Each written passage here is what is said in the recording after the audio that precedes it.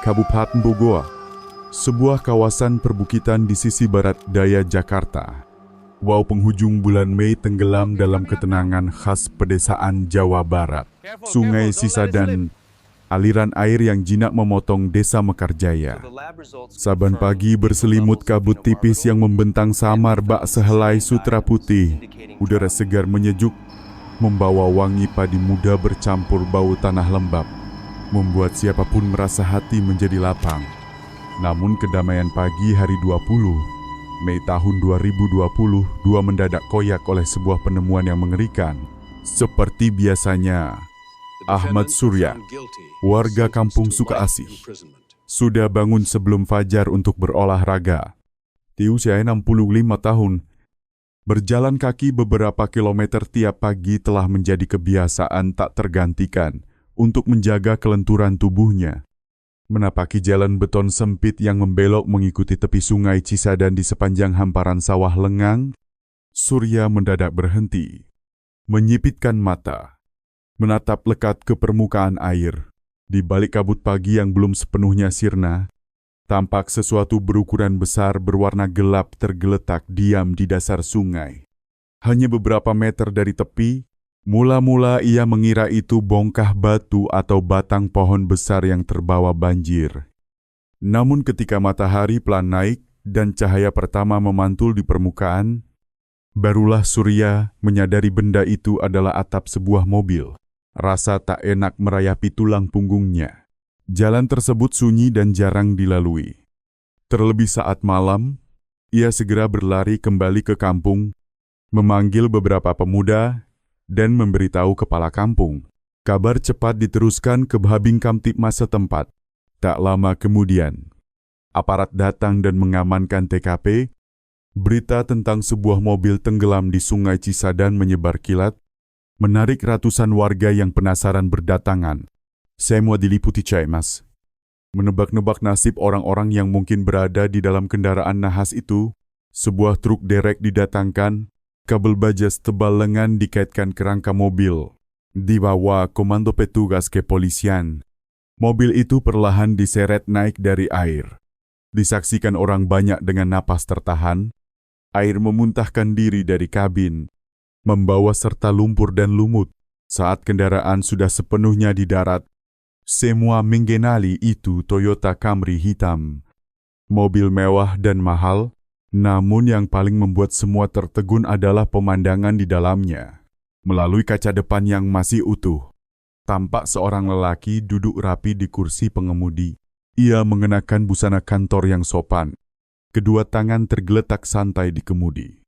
Yang lebih janggal, sabuk pengaman melintang rapi di dadanya. Tanpa jejak pergulatan, tanpa tanda upaya untuk menyelamatkan diri, laki-laki itu seolah hanya terlelap dalam tidur panjang di dalam mobilnya. Di tengah dingin sungai, identitasnya segera diketahui Ardi Prasetya, 40 tahun, Direktur PT Konstruksi dan Perdagangan Nusantara Jaya, sebuah perusahaan yang cukup dikenal di wilayah itu. Pada awalnya, berdasarkan pengamatan di lokasi, hampir semua orang termasuk beberapa polisi muda menduga ini sekadar kecelakaan lalu lintas. Mungkin karena malam gelap berkabut, korban kehilangan kendali lalu mobil meluncur ke sungai. Ketidakmampuannya keluar dari mobil bisa jadi karena pingsan akibat benturan, sebuah skenario yang terdengar masuk akal dan nyaris tak terbantahkan. Namun di tengah kerumunan dan hiruk-pikuk itu, ada seorang yang tetap diam dengan sorot mata sedingin bilah. Dialah AKBP Bima Nugraha, Kepala Satuan Reserse Kriminal Polres Bogor.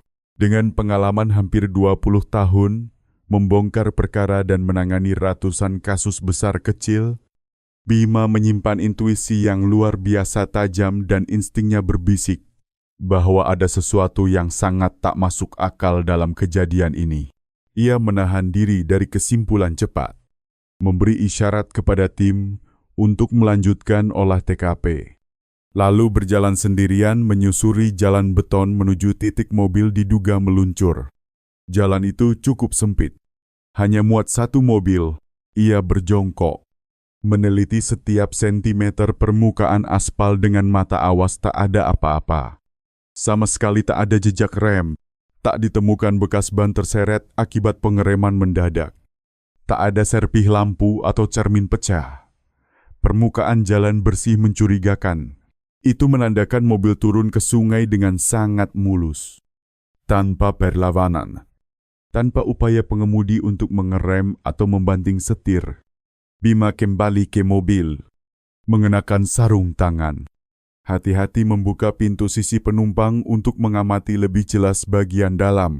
Ardi Prasetya bertubuh tegap. Ia duduk di sana. Wajah membiru karena tenggelam, namun memancarkan ketenangan yang membuat bulu kuduk berdiri. Mengapa seseorang yang menghadapi kematian ketika air dingin menerobos masuk justru tidak menunjukkan refleks bertahan hidup paling dasar? Mengapa ia tidak melepas sabuk, tidak memecah kaca, tidak berusaha menyelamatkan diri padahal orang normal akan mengamuk melawan Ardi meninggal dalam posisi terlalu rapi. Terlalu tenang, ada yang tidak beres di sini. Bima berbisik kepada seorang anak buah.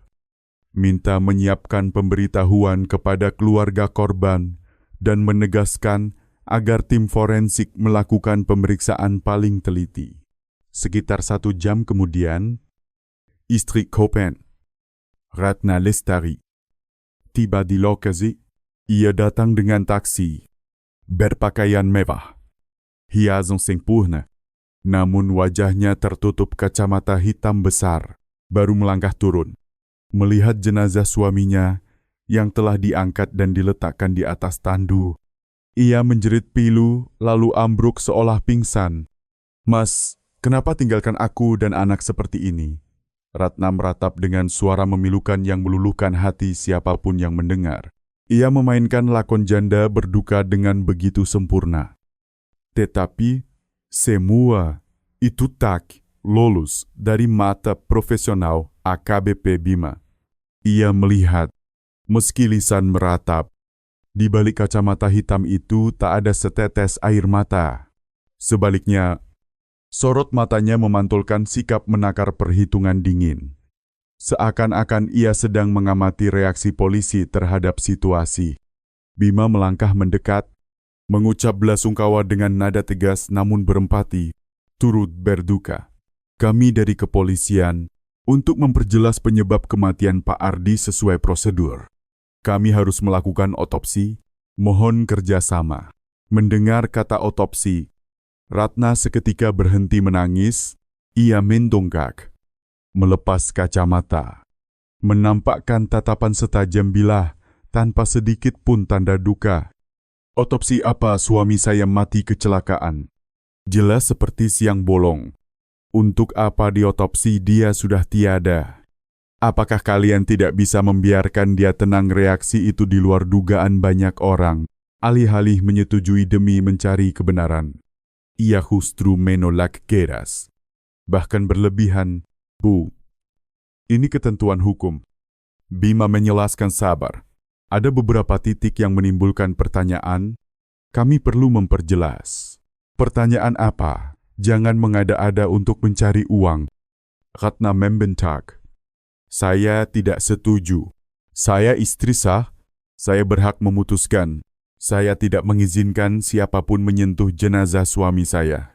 Usai berkata demikian, ia menerjang memeluk tandu berselimut kain putih, sambil meratap yang terdengar dibuat-buat.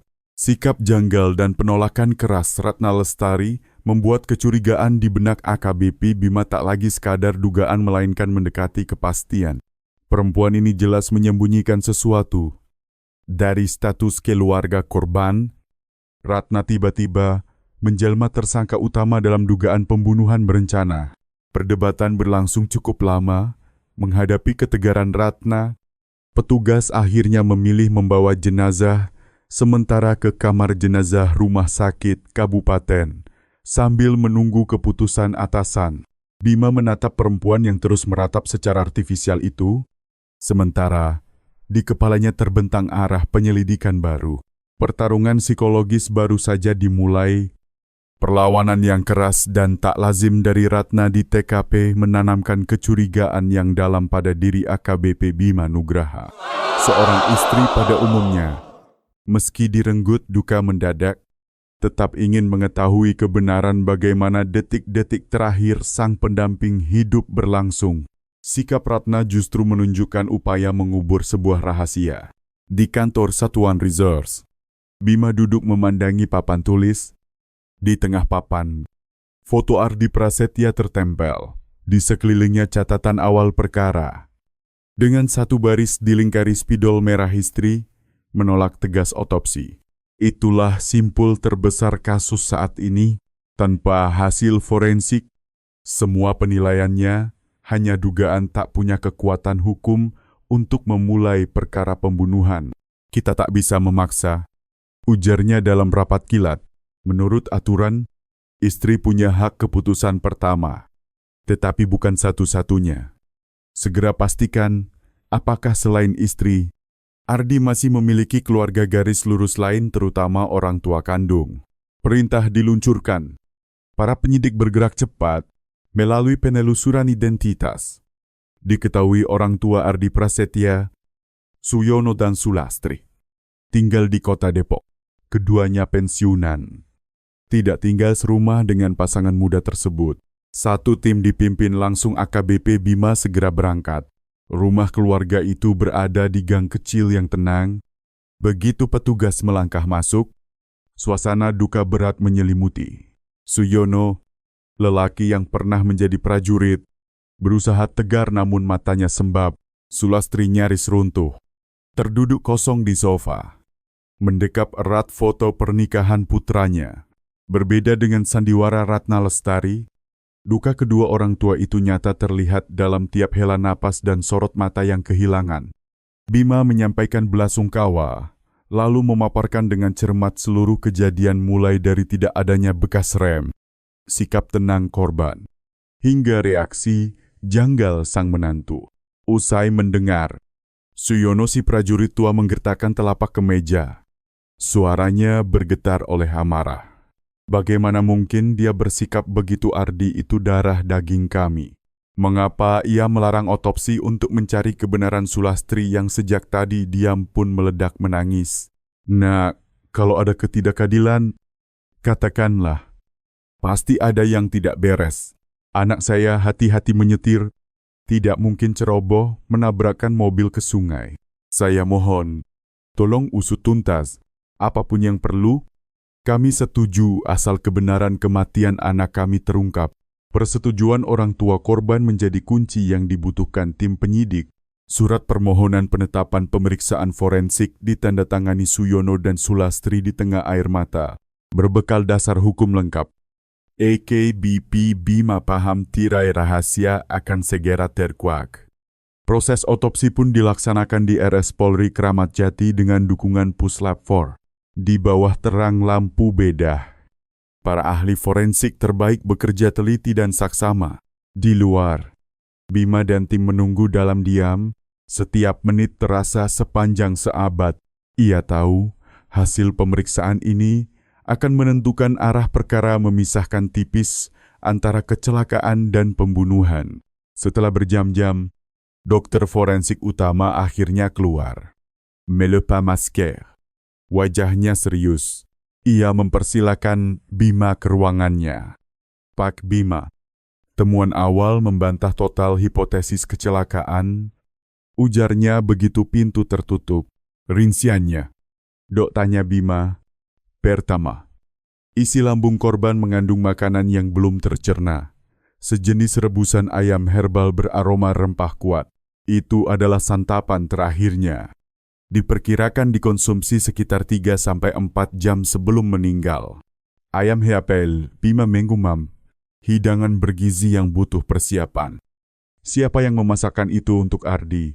Namun bukan itu pokoknya. Dokter melanjutkan, menurunkan nada. Sampel darah dan cairan lambung kami kirim uji toksikologi. Dan hasilnya mengejutkan, kadar fenobarbital sangat tinggi dalam darah dan organ korban. Nama itu langsung menyita perhatian Bima.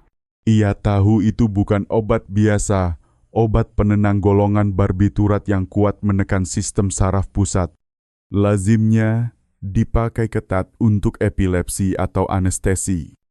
Dalam dosis tinggi, obat ini menjerumuskan ke tidur dalam koma, lalu gagal napas hingga kematian.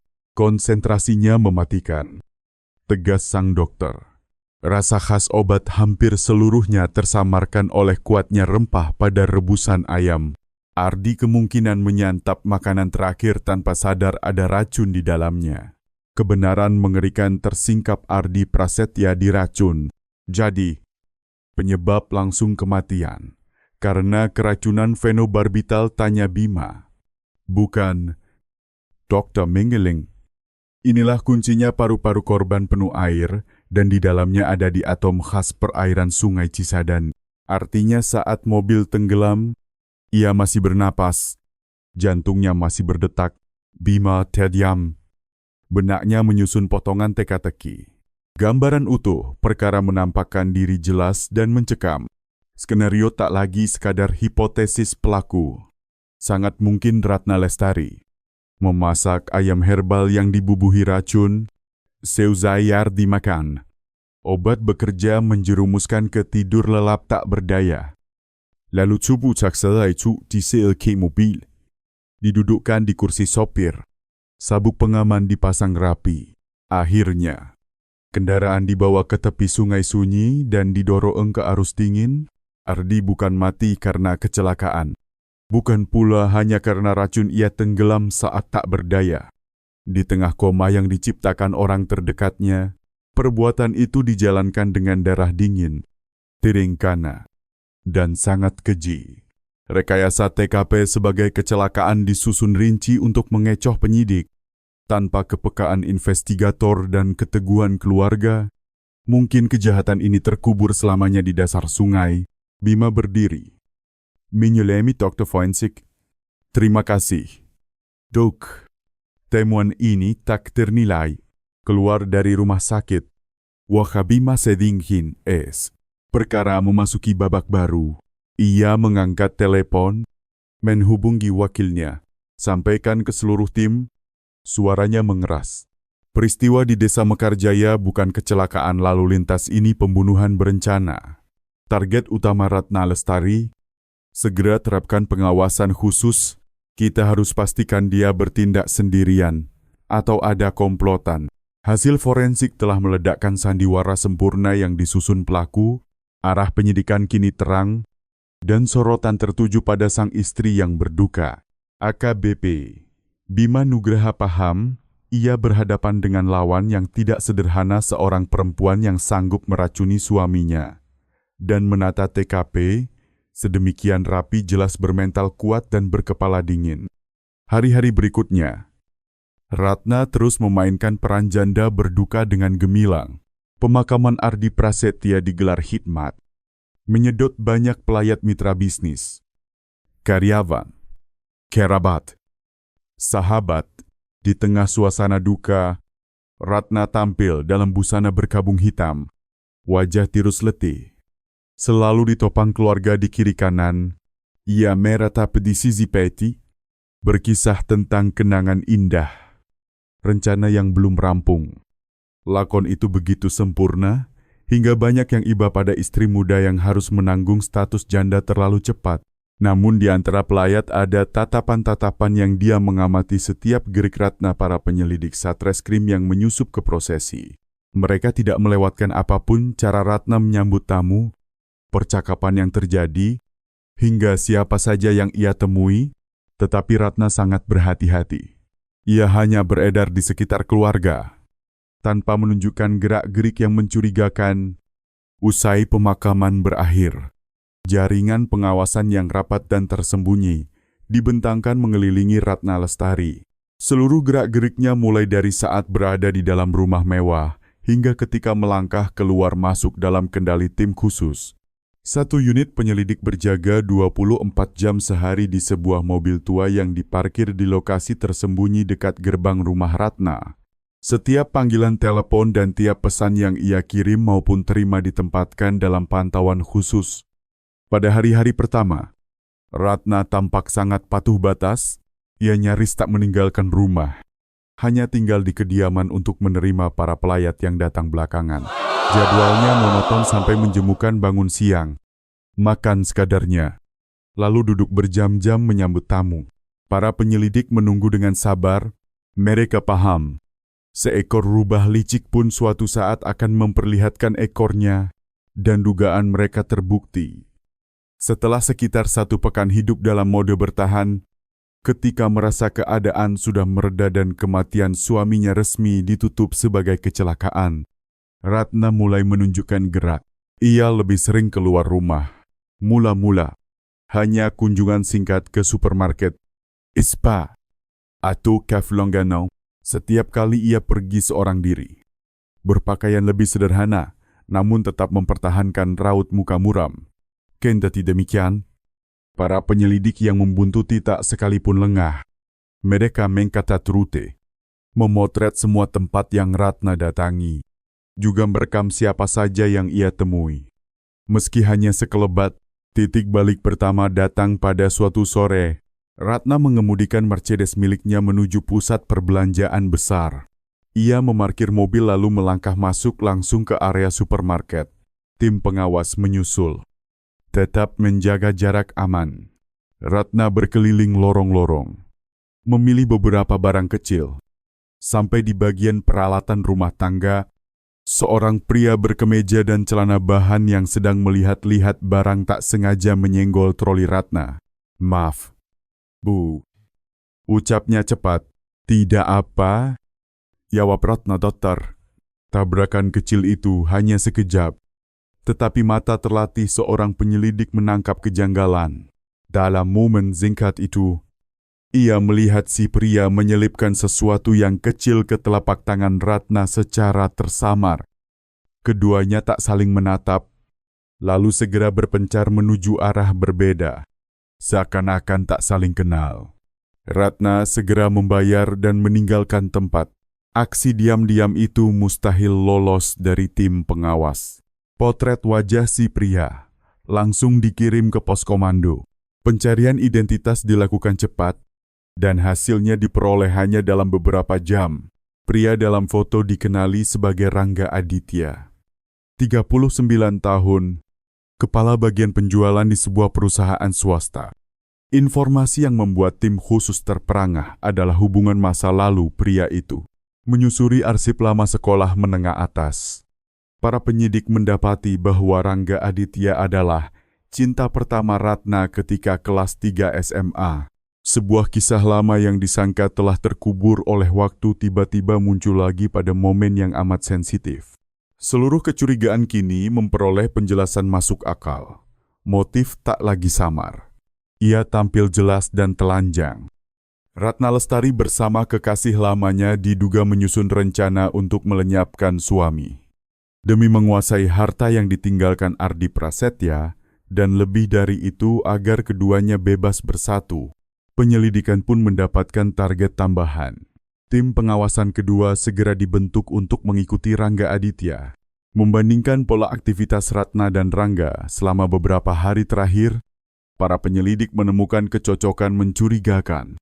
Keduanya sering berada di ruang publik pada waktu yang sama, tetapi selalu menjaga jarak dan tak menampakkan tanda mereka saling mengenal. Itulah gelagat orang-orang yang berusaha menutupi hubungan terlarang. Saat kewaspadaan mereka menurun, pertemuan pasangan itu menjadi lebih sering dan lebih berani. Mereka tak lagi memilih tempat ramai seperti mal, melainkan berpindah ke lokasi yang tertutup. Suatu malam, tim pengawas membuntuti Rangga ke sebuah kafe taman yang sepi di pinggiran kota. 15 menit kemudian, sebuah taksi berhenti di luar. Ratna Lestari turun, berpakaian modis. Sama sekali tak menyisakan rupa janda berduka. Ia melangkah lurus menuju saung di sudut paling tersembunyi. Tempat Rangga telah menunggu, dalam temaram lampu kuning. Dari posisi yang menguntungkan, para penyelidik menggunakan kamera lensa tele untuk merekam seluruh pertemuan. Mereka tak lagi berjauhan, tak lagi berpura-pura asing. Ratna menyandar di pelukan Rangga dan keduanya saling berciuman dengan membara. Mereka berbincang, tertawa, dan pada wajah keduanya terpancar kepuasan kebahagiaan orang-orang yang merasa tujuan mereka tercapai. Foto-foto yang didapat menjadi bukti tak terbantahkan atas perselingkuhan Ratna Lestari. AKBP Bima Nugraha meneliti foto-foto itu. Senyum cerah sang wanita yang bermain peran janda berdiri kontras dengan foto kenangan mendiang suaminya. Bima paham. Ia berhadapan dengan sepasang berhati dingin perpaduan antara ketamakan, nafsu, dan kebengisan. Jaring penyidikan pun diperketat. Tim khusus kini memegang gambaran kedua pelaku dan telah mengurai motif kejahatan mereka. Namun untuk menjerat keduanya, tim memerlukan lebih dari itu. Mereka membutuhkan bukti fisik jejak ilmiah yang dapat menghubungkan langsung Ratna dan Rangga pada tindak pembunuhan. Pertempuran bergeser ke medan barang bukti. Dan AKBP Bima tahu, pada era digital, tak ada kejahatan yang bisa menghapus semua jejaknya. Potret yang diambil dari pertemuan rahasia Ratna dan Rangga telah menjadi bukti keras hubungan gelap mereka. Kini, tim khusus tidak lagi menangani satu tersangka, melainkan sebuah aliansi kejahatan yang berdiri di atas pengkhianatan dan syahwat. AKBP Bima Nugraha menggelar rapat kilat. Di papan tulis, di samping foto Ratna, foto Rangga Aditya disematkan. Garis merah ditarik. Menghubungkan dua kekasih itu, kita sudah punya motif, kita punya dua subjek, tegas Bima. Tetapi untuk menjerat mereka, perasaan dan dugaan saja tidak cukup. Kita butuh bukti, fisik bukti yang bisa diletakkan di meja majelis hakim dan membuat mereka tak bisa mengelak.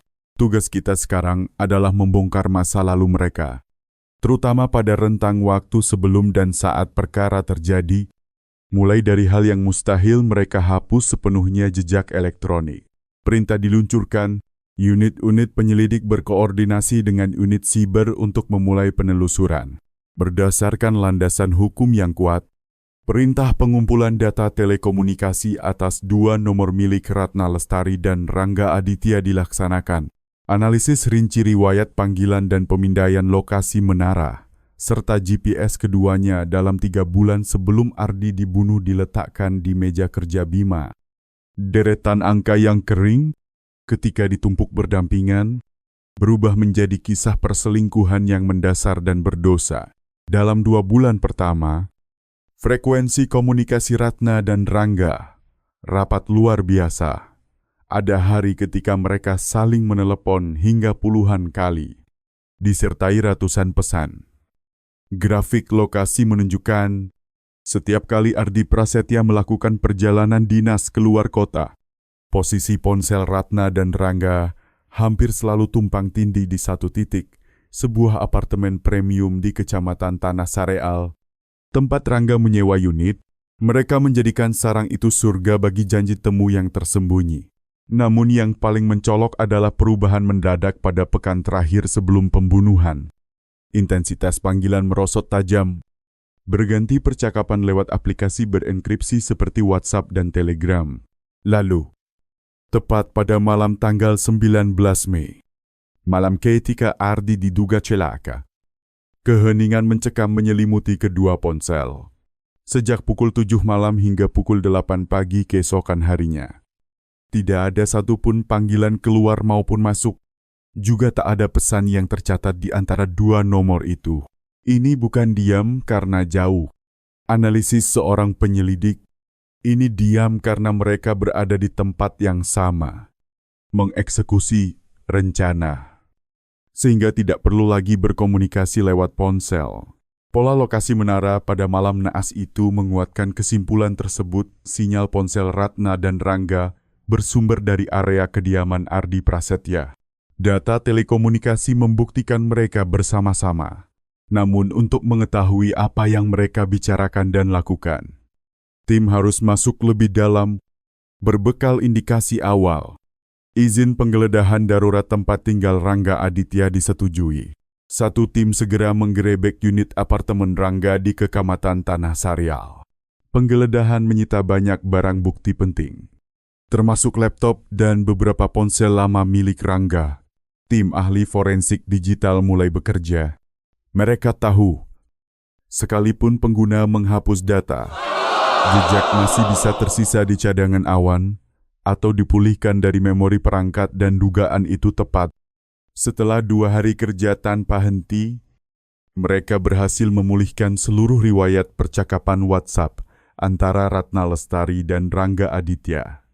Pesan-pesan yang sebelumnya mereka hapus dengan keyakinan takkan ditemukan ketika transkrip percakapan itu diletakkan di meja. AKBP Bima dan timnya merasakan muak yang tak terperi. Itu bukan lagi rayuan cinta, melainkan naskah pembunuhan yang dibahas rinci dan dingin. Asal malam ini beres, masa depan kita akan terbuka, tulis Ratna kepada Rangga pada sore sebelum eksekusi. Rangga membalas, semua sudah sampai mana rebusan ayam spesial itu ampuh tidak. Ratna menenangkan, tenang, aku sudah mencoba dosis kecil sebelumnya. Dia hanya mengira kelelahan lalu tidur lebih nyenyak. Malam ini aku akan menuangkan semua.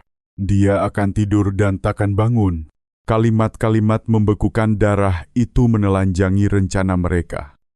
Rebusan ayam spesial adalah ayam herbal yang disusupi fenobarbital. Rencana telah disulam lama, bahkan Ratna sempat menguji obat pada suaminya untuk melihat reaksi. Cinta yang mereka kumandangkan dibangun di atas rencana pembunuhan. Masa depan yang mereka impikan berdiri di atas nisan Ardi Prasetya, meski bukti sudah sangat kuat. AKBP Bima masih menginginkan pukulan pamungkas bukti fisik yang mustahil dipungkiri di pengadilan. Ia memerintahkan sebuah tim untuk menyisir seluruh CCTV di sekitar rumah korban dan sepanjang jalur menuju Sungai Cisadane. Tugas itu melelahkan. Puluhan kamera, ratusan jam rekaman harus ditonton teliti. Para penyelidik begadang berhari-hari. Mata melekat pada layar, memutar berulang-ulang setelah berhari-hari pencarian yang nyaris sia-sia. Ketika semua mulai lelah dan putus asa, secercah cahaya muncul. Sebuah kamera rumah di tikungan, sekitar 300 meter dari gerbang kediaman Ardi, menangkap gambar tak ternilai karena sudut yang tersembunyi dan kualitas yang rendah. Rekaman itu sempat terlewat, namun setelah ahli teknis menjernihkan noise dan meningkatkan kecerahan, pemandangan mengerikan tampak pada pukul 1:30 dini hari tanggal 20 Mei. Toyota Camry hitam milik Ardi perlahan keluar gerbang. Cahaya lampu jalan yang menyelinap ke kabin cukup untuk mengenali bahwa sosok di kursi sopir adalah Ratna Lestari. Yang membuat para penyidik merinding adalah saat gambar di bangku belakang diperbesar, samar di balik kaca jendela. Tampak wajah seorang pria menoleh ke belakang seperti mengawasi. Itulah Rangga Aditya.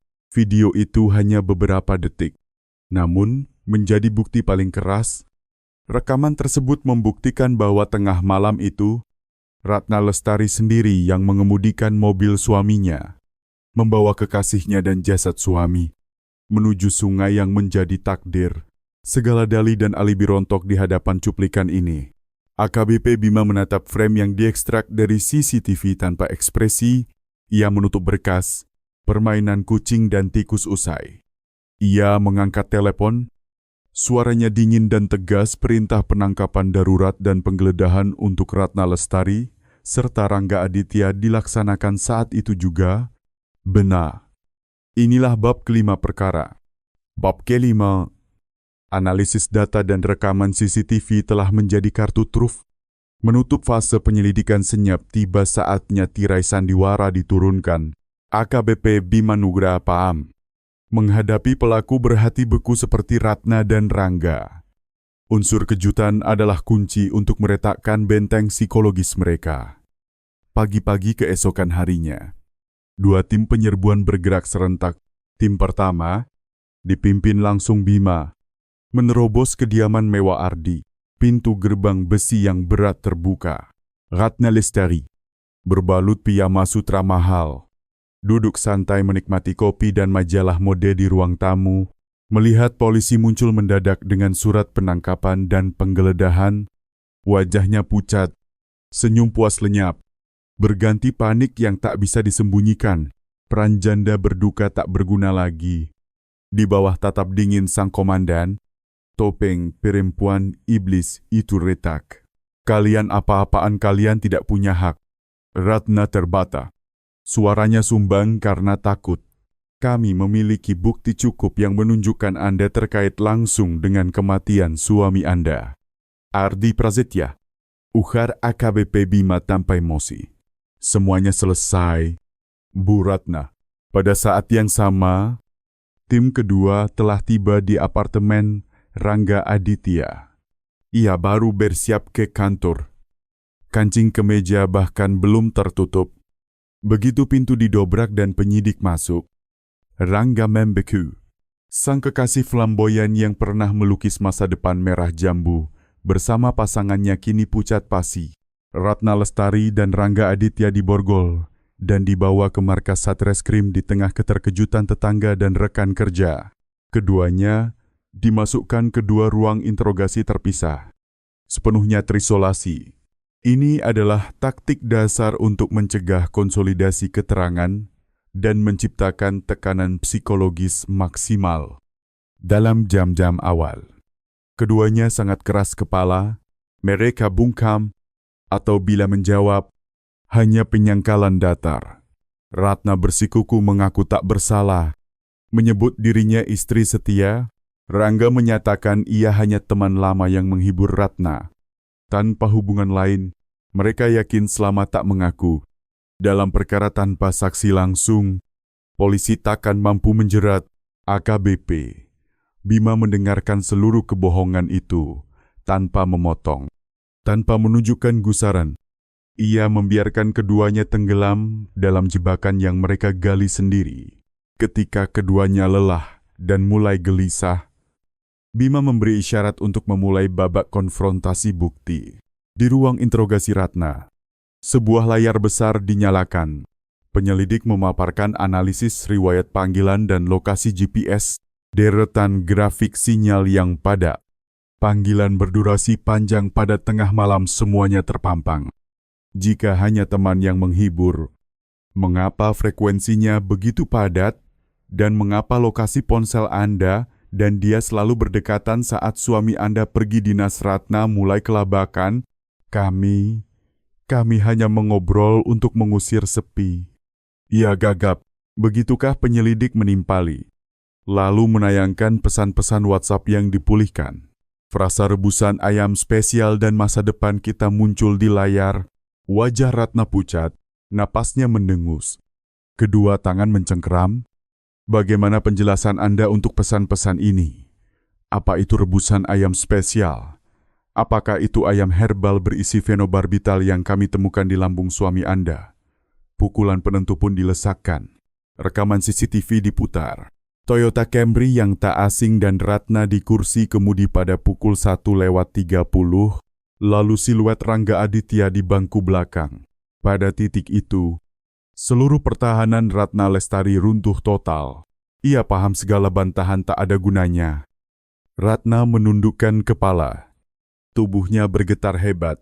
Lalu ia pecah menangis, kali ini air mata karena takut dan putus asa.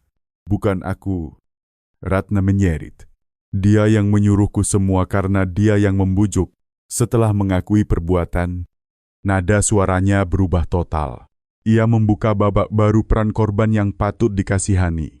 Ratna mulai menimpakan semua dosa pada kekasihnya. Ia mengaku Rangga yang merancang seluruh skema. Menurut Ratna, hanya kematian Ardi yang akan membebaskan mereka berdua dan menjamin hidup berkecukupan. Ratna menyatakan dirinya cuma perempuan lemah karena terlalu mencintai Rangga. Ia buta dan termakan bujukan, obat itu dari dia. Ratna meratap, dia yang mengajari cara mencampurkannya ke makanan. Malam itu dia datang ke rumahku. Setelah suamiku terlelap berat, dia bersama aku menyeret suamiku ke mobil. Aku hanya mengemudi, sedang yang mendorong mobil ke sungai dia melakukannya sendirian. Sementara itu, di ruang interogasi sebelah, Rangga Aditya juga dihujani bukti serupa. Begitu penyidik memberitahu bahwa Ratna Lestari sudah mengaku dan menyebut dialah otak perkara, Rangga meledak. Cinta buta yang dulu ia gembar-gemborkan berubah menjadi kebencian tak terperi. Perempuan kejam, Rangga mengaum. Berani-beraninya dia berkata begitu. Dia justru dalangnya.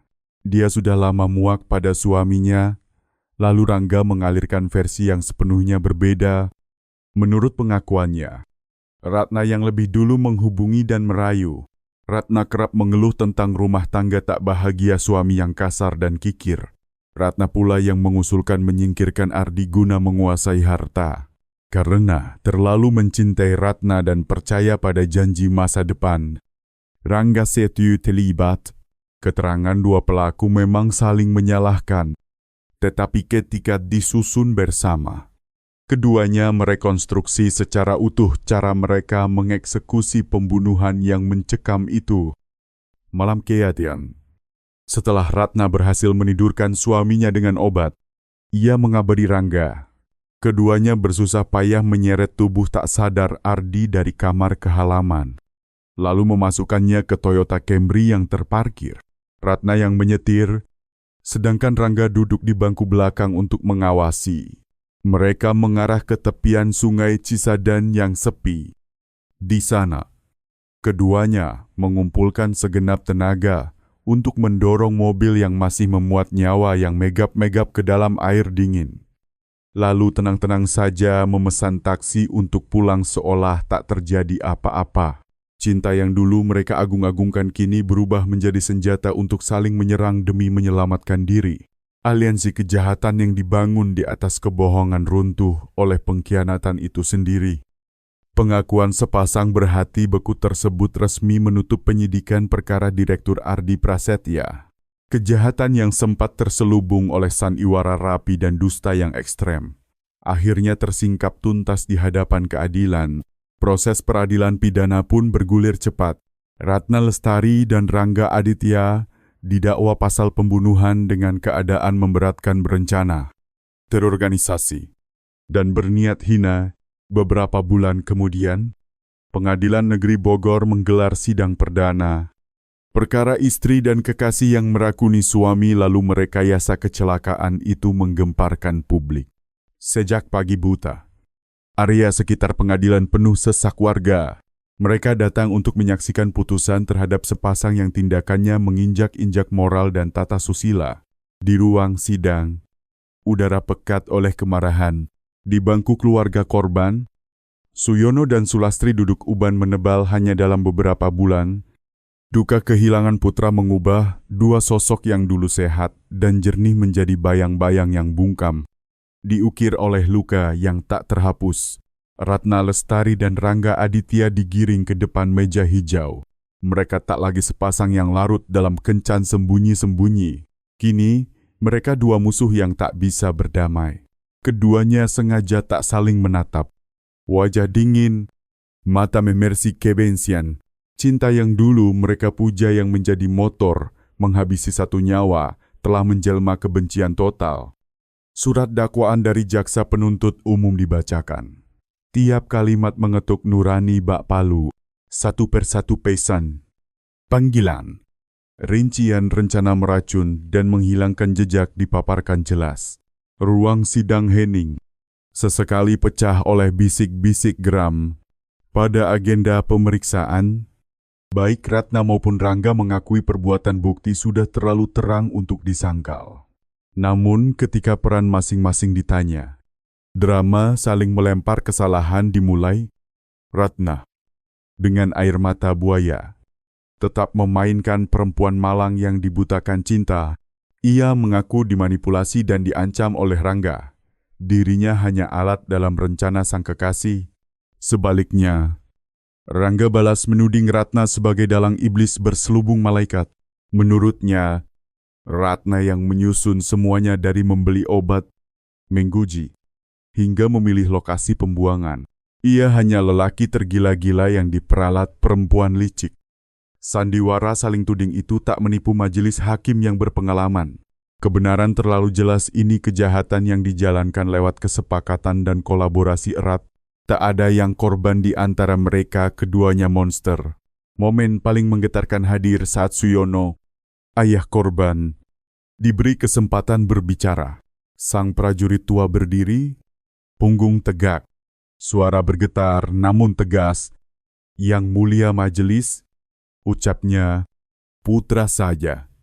Ardi, apa salahnya hingga harus menerima kematian yang begitu pedih dan mengenaskan? Ia bekerja keras untuk keluarga, agar istrinya hidup layak. Namun justru diracun dan ditenggelamkan saat tak berdaya oleh orang yang seharusnya memeluknya. Ia menoleh tajam kedua terdakwa. Cinta kalian dibangun di atas darah dan air mata anak saya. Kalian tak layak hidup bebas, tak pantas mendapat kelonggaran hukum. Usai musyawarah, majelis hakim membacakan putusan dengan suara tegas. Ketua majelis menyatakan perbuatan para terdakwa sangat serius, keji, dan menghilangkan kemanusiaan, memicu amarah publik. Keduanya merencanakan dengan sangat rapi untuk merampas nyawa korban demi nafsu rendah dan ketamakan. Kejahatan semacam ini wajib dihukum dengan vonis paling berat sebagai efek jera. Pengadilan menyatakan Ratna Lestari dan Rangga Aditya bersalah melakukan pembunuhan. Keduanya divonis penjara seumur hidup. Putusan dibacakan tanpa tepuk tangan, hanya sunyi yang berat dan isak keluarga korban. Hukuman seumur hidup terasa masih ringan untuk kejahatan sedemikian kejam. Namun itulah puncak sanksi yang diatur hukum. Dua pelaku digiring pergi, mengakhiri asmara terlarang dengan sisa umur di balik jeruji. Perkara usai, tetapi ia meninggalkan luka di masyarakat, pelajaran mengerikan tentang bahaya ketamakan dan pengkhianatan. Ia menunjukkan bahwa musuh terdekat kadang berbaring di sisi kita, orang yang paling kita percaya, dan ketika moral sudah redup, manusia mampu menjadi sangat kejam melampaui yang bisa kita bayangkan.